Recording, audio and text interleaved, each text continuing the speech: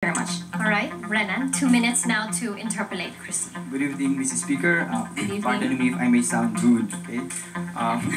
Decisions are based on fact and law, correct? Yes. Yes. Now, Mrs. Speaker, we abide by the principle that what the law does not include, it excludes, correct? Okay, yes, I do agree with you. This principle applies in construing the Constitution and other laws, does it not? Yes. Now, emotions, as you always, very evident in your speeches, are not included in the constitutional provision, correct? We are not just basing on emotions, Mr. Speaker. If you listen to this speech, we are... Allow me to continue. Okay. Neither is a public sentiment included in the provision, correct? We are not basing our argument on public sentiment, Mr. Speaker. Therefore, we should not judge actually the validity No, with the decision I don't based. agree with you. Now, let me continue with my questions. Integrity of the Supreme Court is defined by how it upholds the rule of law. Is it not? Of course. Yes. It's not defined by citing the public clamor, is it not? Of course yes, not. Yes. It should not stand with its decision despite adverse publicity. Yes, Is it of not? course, I do Yes. agree with you. Now, you agree with me that the Supreme Court should not be swayed by the present public sentiment. Yes, of course. No. Now, therefore, both parties agree that the test of integrity, therefore, lies on how the Supreme Court upholds the rule of law, which it had correctly done since we are But the actually a upholding government of of the men. rule of law I should... government of laws and not But the government. internal rules of the Supreme Court should not should not be more... Come on. No, the Constitution should prevail over the internal rules of the Supreme Court. That's what I'm trying to No say. more questions. All right, Renan, 4 minutes now to rebut Chrissy and advance your argument. Greetings, everyone. At the outset, we from the negative side submit that the act of the Supreme Court is practicable because it is merely reinforcing its powers within the bounds prescribed by the Constitution.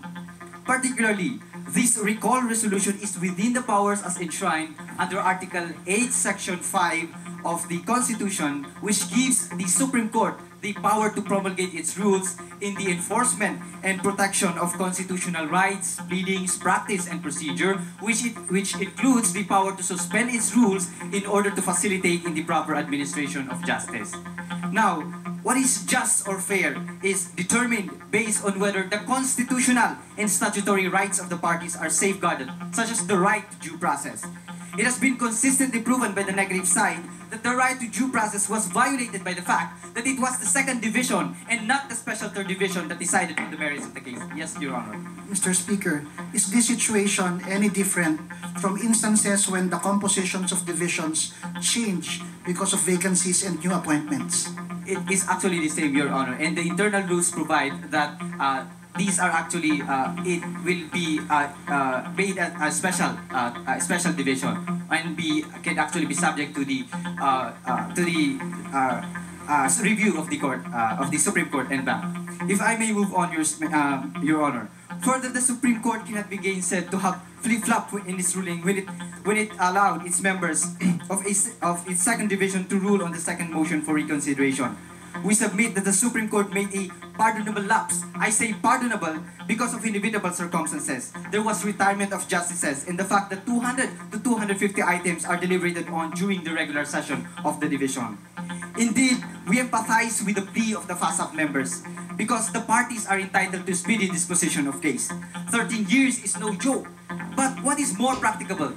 To have this case decided by a division without authority or to have it been settled once and for all by the Supreme Court en banc with authority. Of course, the latter is definitely more sound for it will eliminate all the clouds as to its validity. Verily, court decisions should never be compromised to cite the public sentiments, for what we have is a Supreme Court that upholds the rule of law. One that is consistent with the principle that we are government of laws and not a government of men. Moreover, to address the fear of the FASAP of a subsequent reversal of the case, this is purely speculative. But nonetheless, if we are to evaluate, it still appears to be founded because the Supreme Court, in its earlier decisions, had already ruled that there was actually an illegal retrenchment. Ladies and gentlemen, the Supreme Court is not so infallible that will never commit a deviation from its internal rules. Procedural lapses are not impossible to happen, such as in this FASAP case. But it cannot just be simply ignored because it will certainly affect proceedings in future cases that might be placed in the same predicament. The better rule then is to correct these lapses now to serve as a guide for future litigants in the court. Who else will correct this error? Remember that it is only the Supreme Court which has the power and duty to rectify these lapses. To exaggerate it, even God in heaven cannot interfere to rightfully change it. That's all, thank you. Okay, Chrissy, 2 minutes now to cross-examine Ren. Good evening. You allegedly, you said that it was assigned in the wrong division, am I correct? Yes, yes. Okay, so you said that there was a technicality, right? It's not technicality, Okay, it's a procedure. it's a wrong division, okay. Did you know that Justice Inaris Santiago was the ponente of the decision in the case in 2008? Yes. Yes, and are you aware the decision was rendered in favor of PASAP? Yes. Yes. Are you also aware that PAL filed a motion for reconsideration?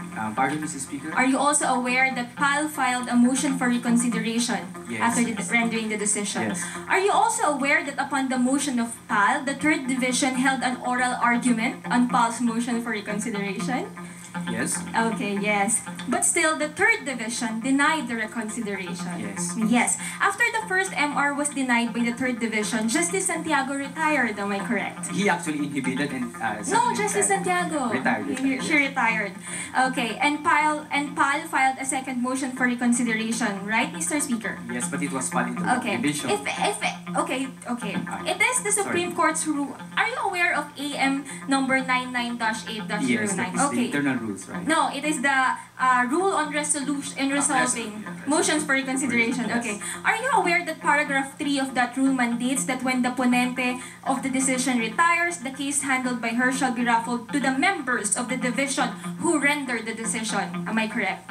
It was actually the wrong division that... No. We're okay. Anyway, was it not the fact that following Justice Santiago's retirement, FASAP versus PAL was raffled to Justice Velasco, a member of the third division as well? Yes. Are you aware that he inhibited himself from the case?